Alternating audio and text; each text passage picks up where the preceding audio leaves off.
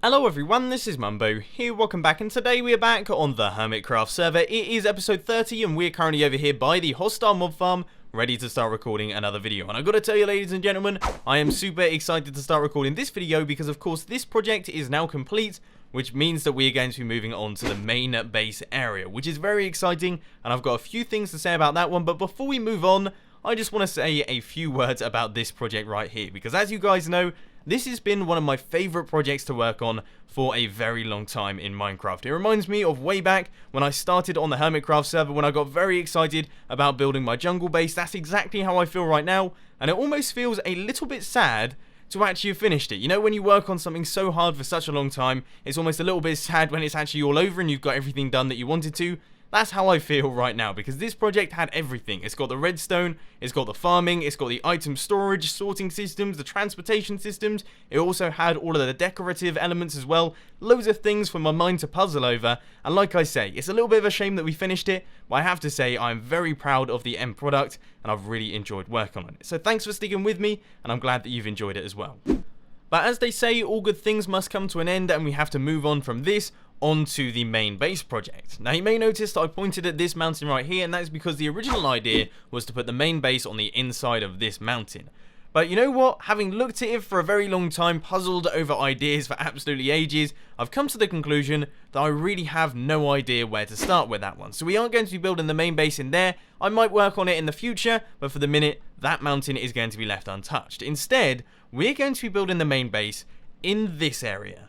Now, we aren't going to be building it on the inside of the dome, we aren't going to be building it anywhere near here or anywhere up at the top, nothing like that. Instead, we are going to be doing some work around it. Now, I'm not going to explain too much because I don't want to spoil any future plans, but trust me, I've got an awesome idea of how all of this is going to work. Hopefully, I can pull it all off. So to start things off, we're going to need one heck of a lot of glass. And when I say one heck of a lot of glass, I mean one heck of a lot of glass. So I'm going to start mining some sand, and I'll catch you guys in a little bit. I am a very lucky chap. I was in my bed just there sleeping through the night. A creeper came along and decided to prematurely explode for some reason. He didn't kill me, he didn't destroy my bed, he didn't destroy any of my chests. All he's done is kill my snowman, which is a bit of a shame because I quite like that guy being there, but it could have been a lot worse.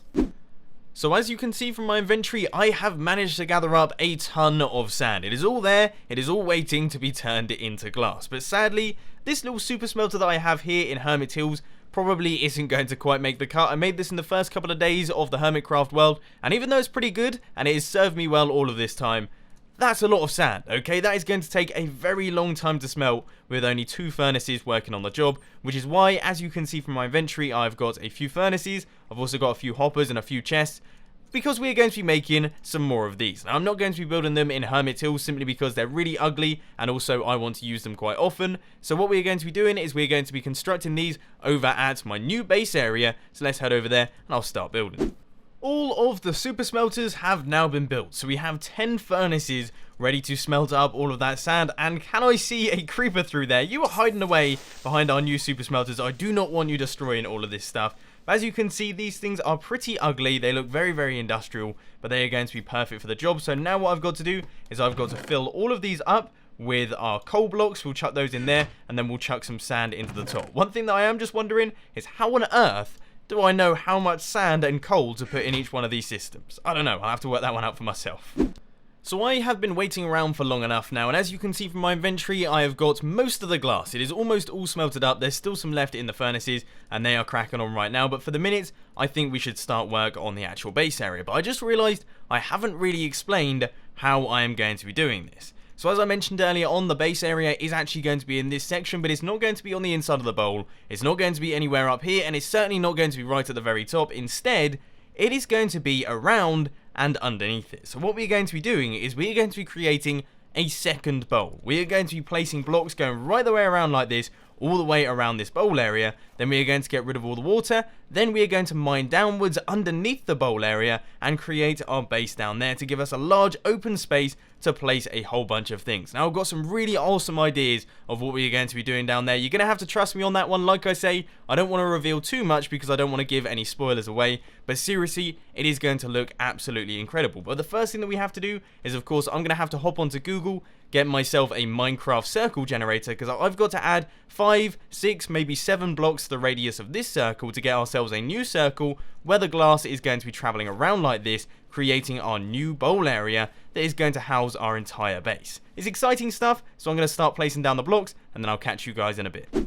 I can tell I'm not going to have quite as much luck with this circle as I did for this one, because straight away I seem to have done this incorrectly. Either that, or this circle is a slightly different size to the one that I remember. Either way, it doesn't seem particularly good, so I'm going to have to take this one out and start again. I hate building circles in Minecraft. Why do I even put myself through this?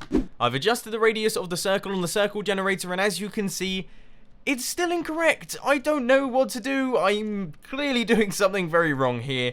I'm creating a circle that is far too small for the one that we're meant to be creating. As you can see, the central block is 1, 2, 3, 4 blocks off the correct position, which is a bit of a problem, and I have absolutely no idea why this is. I'm taking a look at the circle generator right now. I've gone back and forth across this many times trying to work out what's gone wrong, and I don't really know why it is. I mean, we have got 8 blocks from here to here, and I've added 8... Oh no! I've just realised what I've done. I'm thinking in terms of radiuses, whereas the circle generator is thinking in terms of diameter. So instead of adding 8 to the diameter, I should have added 16, which is exactly why... Oh, it all makes sense now. It does all make sense now, but that is very, very frustrating. Damn my maths, why am I so awful at this sort of thing? So we're going to have to take out all of this once again and start building the circle. I'm useless. I'm happy to inform you, ladies and gentlemen, that the rest of the circle has been constructed without any more problems. I didn't mess it up once again. I managed to get everything in one foul swoop without breaking anything. You know what? I actually just went right the way around, didn't even have to break any single blocks. I didn't mess up once. I'm pretty proud of myself on that one, and it always feels good after a project is done to know that you've actually done it properly and it's all come together nicely. So as you can see, as I run around it here, the circle goes right the way around the Mumbo Jumbo Bowl, or whatever we've decided to call this place. Goes right the way around. It keeps a nice equal distance from this circle here, and yeah, I can imagine this is going to look really very cool once it's done, because of course we are not going to be leaving it like this. It's not just going to be a glass band going right the way around the bowl, because that will look just a little bit silly. Instead, what we're going to be doing is, of course, we're going to be adding glass underneath this that goes right the way down to the bottom of the lake bed. That will block all of this water off, and that means that we can clear out all of the water from inside here. But before we do any of that, we're getting too far ahead of ourselves. We have got to do a little bit of resource gathering. You see, I've had a bit of an idea. I've decided that I want to have nether quartz half slabs on top of all of these blocks here. So they will go right the way around like this, be a nice white band going around like that, and it will be better than the iron that we have on the inside here. It will be 1 block taller, and I think it will look really very cool. But of course, because I'm scared of the nether, I don't actually have any nether quartz. But I've decided to brave it today. We're going to be doing a nether quartz mining session. I'm going to be doing that for 1 hour, and of course I'm going to be time-lapsing, and I want you guys to let me know how much nether quartz you think I'm going to be getting inside that time frame. Let me know down in the comment section.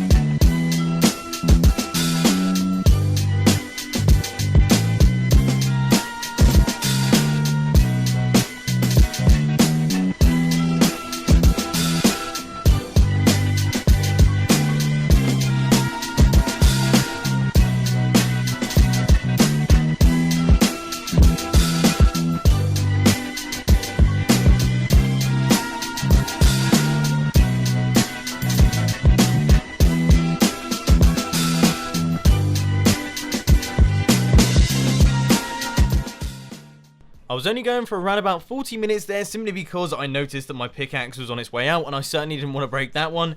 But as you can see, I have got a half decent amount of nether quartz, certainly more than I usually have. So let's just crack straight on and start taking this out with my Fortune 3 pickaxe.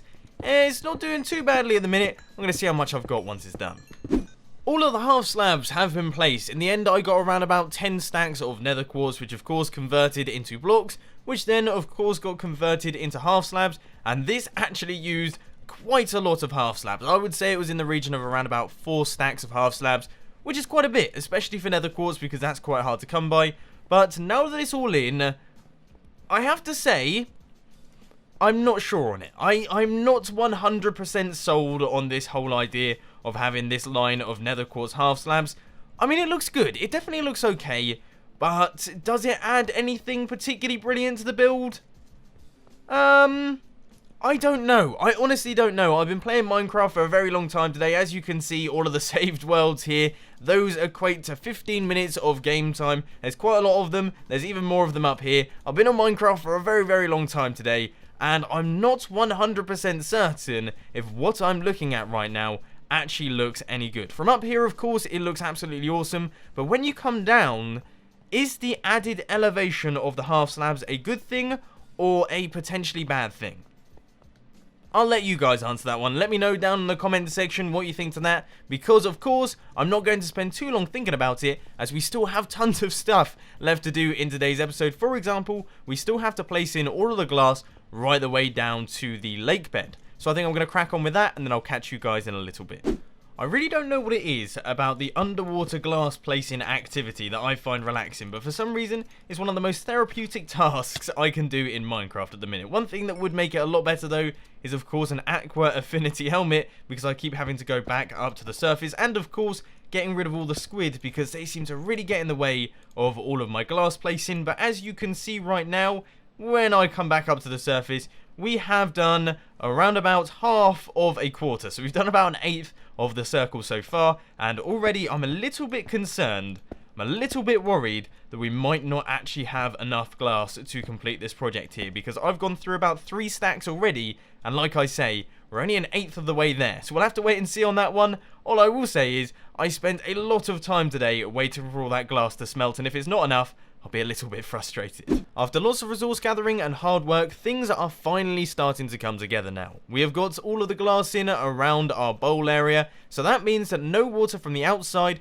can actually flow into this area, which means that it is pretty primed for taking all of that water out. Now, of course, we are going to be using the same technique as we used last time, using the sponges. Hopefully, XPcrafted will allow us to use them, considering last time we may have lost 1 or 2, which was a bit of a shame. Hopefully, he doesn't mind us using them once again. I'll ask him nicely via Skype, and we'll be able to get some of that. And then we will be able to clear out all of this water here, ready to make way for our mining area. Oh boy, it is going to look good once it's done, but there's still a long way to go before we reach that point. Just like last time, I am using the method of dividing the water area up into various different sections, then drying out those sections one by one, because that worked considerably better than my original idea that I came up with when I was originally trying to dry out the bowl area by just doing it all at once. That really didn't work particularly well. But anyway, let's head over to this section right here. This looks pretty easy, and we'll start chucking down our sponge. So that one there. Okay, that sucked up a bunch of water. That one there. That one there. We should be able to get this one done in no time. It's so much easier when the area is shallow. As you can see, we are pretty much almost done here. This last one, and there we go. All of the water is gone from that area. Let's try this one as well. Sponge. And sponge over here. Wow, that only used 2 sponges to do that entire area. Like I say, it is so much easier if you divide all of this up. You know what? I think I'm going to try and do this section as well. We'll take out that part, we'll take out that part, and then we only have a tiny bit of water left. That is all gone once again. And finally, this one over here. Gone. Gone. And then this side can be gone as well. We are pretty much all done with the water there. We've got a few bits left to go, and I'll just do all of this manually using blocks, because of course we don't have to dry those out. That's the one problem with using sponges, is the fact that you have to dry them out once you are done using them, which of course shouldn't be too bad now actually, now that I have all of those super smelters all the way over there. But anyway, let's do this one as well. Final one for good luck on camera here. Placing all of the sponge, that one there. And then there we go. Okay, so that area is pretty much clear now. So what I'm going to do is I'm going to do the rest of this section, and then I'll catch you guys in a bit. Alright, so one side of our outer bowl area has now been cleared of all the water. That is all gone now, and as you can see, as you saw from the video footage, it didn't actually take that long. Because we segmented it, we cut it up into various different sections, it actually didn't take that long, but there is one small little thing. Obviously, I've done the first half here, and I have to say, the reason I did that half on camera is because it is considerably easier, as that is the shallow end. If we head over to this side, as you can see, it is much deeper over here, which means it will take much longer to clear out, which means that, you know what, I don't think I'm going to do this section on camera. We're going to be doing the second time lapse of today's video. I hope that you enjoy the time lapses. I know that some of you have been really enjoying them recently, so we're going to be doing another time lapse. This time it is going to be third person of me clearing up the rest of the water from the outer bowl area. So let's begin.